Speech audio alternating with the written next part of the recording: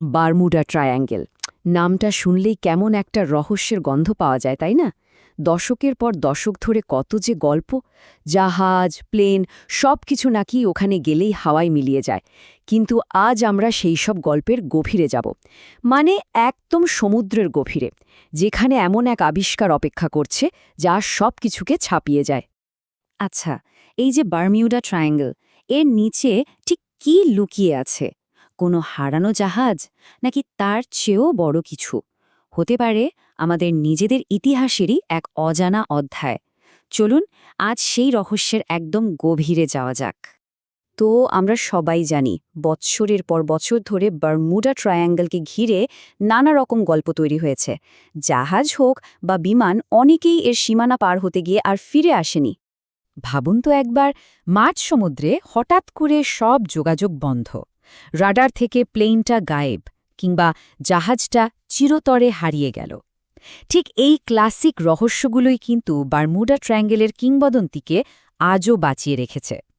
কিন্তু আসল গল্পটা হয়তো সমুদ্রের ওপরে নয়, বরং এর বহু বহু নিচে লুকিয়ে আছে। আর ঠিক এখানেই গল্পটা একটা অসাধারণ মোড় নেয়। সালটা ছিল ২০০১।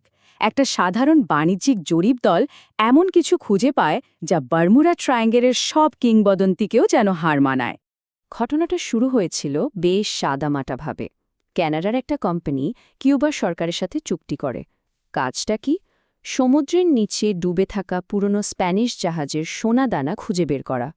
মানে পুরোটাই একটা কমার্শিয়াল মিশন। কিন্তু হঠাৎ করেই তাদের সোনার মেশিনে এমন একটা সিগন্যাল ধরা পড়ল যা কোনো গুপ্তধনের জাহাজের চেয়েও অনেক বেশি অদ্ভুত আর রহস্যময়। সাধারণত সমুদ্রের তলার স্ক্যান দেখতে কেমন হয়? এবড়োখেবড়ো, তাই না? নরম কাদা, প্রাকৃতিক পাথর, সবকিছু মিলে একটা বিশৃঙ্খল ছবি। কিন্তু এবার তাদের মনিটরে যা ভেসে উঠল তা দেখে সবাই অবাক। লম্বা, একদম সোজা লাইন, পারফেক্ট অ্যাঙ্গেল, নিখুঁত জ্যামিতিক শেপ। এটা কোনোভাবেই প্রাকৃতিক হতে পারে না। জাহাজের ক্রুরা তো অবাক। যেখানে শুধু এলোমেলো পাথর থাকার কথা, সেখানে এমন নিখুঁত ডিজাইন। তারা বুঝতে পারছিলেন এটা তাদের মেশিনের কোনো ভুল নয়, এটা এমন কিছু যা তারা কল্পনাও করতে পারেনি। তো এখন প্রশ্ন একটাই, এটা কি সত্যি সত্যি ওখানে আছে, নাকি যন্ত্রের কোনো গণ্ডগোল? শুধু স্ক্রিনের দিকে তাকিয়ে তো আর এই প্রশ্নের উত্তর পাওয়া যাবে না, তাই না? এই রহস্যের জট খুলতে হলে একটাই উপায় ছিল, আরও গভীরে যেতে হবে। তাই দলটা এমন একটা সিদ্ধান্ত নিল যা তাদের মূল মিশনের অংশই ছিল না। গভীরতাটা শুনলে অবাক হতে হয়। ৭০০ মিটার, মানে প্রায় আধা মাইলেরও বেশি। এই অন্ধকারের জগতে, যেখানে সূর্যের এক কণাও পৌঁছায় না, সেখানেই লুকিয়েছিল আসল রহস্য। আর এত গভীরে ছোট্ট একটা ভুল মানেই সব কিছু শেষ। তো তারা একটা রিমোট কন্ট্রোলড রোবট পাঠানোর সিদ্ধান্ত নিল। ভাবুন সেই মুহূর্তটার কথা। রোবটটা ধীরে ধীরে এসে ঘুটঘুটে অন্ধকারে নেমে যাচ্ছে, আর ওপরে জাহাজের কন্ট্রোল রুমে সবাই স্ক্রিনের দিকে তাকিয়েছে। পিনপতন নীরবতা। আর তারপর ক্যামেরায় যা ভেসে উঠল তা ছিল এক কথায় অবিশ্বাস্য। কারণ ক্যামেরার চোখে যা ধরা পড়ল তা কোনো প্রাকৃতিক পাথরের স্তূপ বা জাহাজের ধ্বংসাবশেষ ছিল না। দেখে মনে হচ্ছিল যেন একটা আস্ত শহর সমুদ্রের নিচে ঘুমিয়ে আছে। রোবটের পাঠানো ছবিগুলো দেখুন। বিশাল বিশাল গ্রানাইটের ব্লক, এমনভাবে কাটা যেন কোনো মেশিনে তৈরি। একদম মসৃণ, পারফেক্ট শার্প কর্নার। আর সেগুলো এমনভাবে সাজানো, ঠিক যেন কোনো শহরের রাস্তা বা বাড়ির ভিত্তি। এটা কোনোভাবে প্রকৃতির কাজ হতে পারে না। এটা ছিল আর্কিটেকচার, এক প্রাচীন শহরের ধ্বংসাবশেষ। আর এই আবিষ্কারটাই বিজ্ঞানীদের ফেলে দিল এক বিরাট ধাঁধার মধ্যে। কেন? কারণ এই গঠনগুলো দেখতে ১০০% মানুষের তৈরি, কিন্তু এগুলোর বয়স মানব ইতিহাসের জানা সব হিসেবকে গোলমাল করে দিচ্ছে। এই স্লাইডটা দেখলেই ব্যাপারটা পরিষ্কার হবে।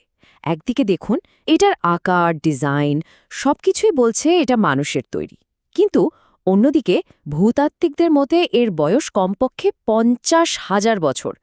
সমস্যাটা এখানেই, কারণ ইতিহাস আমাদের বলে ৫০,০০০ বছর আগে মানুষের কাছে গ্রানাইটের মতো শক্ত পাথর এমন নিখুঁতভাবে কাটার মতো কোনো প্রযুক্তিই ছিল না।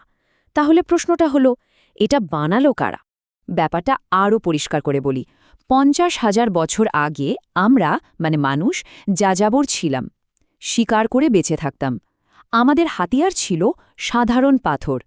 সেই সময়ের মানুষ কি করে এত বড়, এত নিখুঁত জ্যামিতিক নকশার একটা শহর বানাবে? ইতিহাসের কোনো অঙ্কেই তো এটা মেলে না। তাহলে এর আসল ব্যাখ্যাটা কি? দুঃখের বিষয় হল, এই অবিশ্বাস্য আবিষ্কারের পর আর কোনো বড় ধরনের অনুসন্ধান চালানো সম্ভব হয়নি। আসলে 700 মিটার পানির নিচে কাজ করাটা একদিকে যেমন সাংঘাতিক ঝুঁকির, তেমনি অনেক ব্যয়বহুল। তাই আপাতত আমাদের কাছে যা আছে তা হল সেই প্রথম অনুসন্ধানের কিছু ছবি, কিছু ডেটা আর এক বিশাল অমীমাংসিত রহস্য, যা আজও সেই গভীর অন্ধকারে চাপা পড়ে আছে। তাহলে শেষ প্রশ্নটা কিন্তু থেকেই যাচ্ছে, এই যে নিখুঁত পাথরের শহর, এটা কি প্রকৃতিরই কোনো অদ্ভুত খামখেয়ালিপনা, নাকি এটা ইতিহাসের হারিয়ে যাওয়া কোনো অধ্যায়ের প্রমাণ? এমন কোনো উন্নত সভ্যতার কাজ যাদের কথা আমরা কোনোদিন জানতেও পারিনি? উত্তরটা হয়তো মহাসাগর তার গভীরেই লুকিয়ে রেখেছে।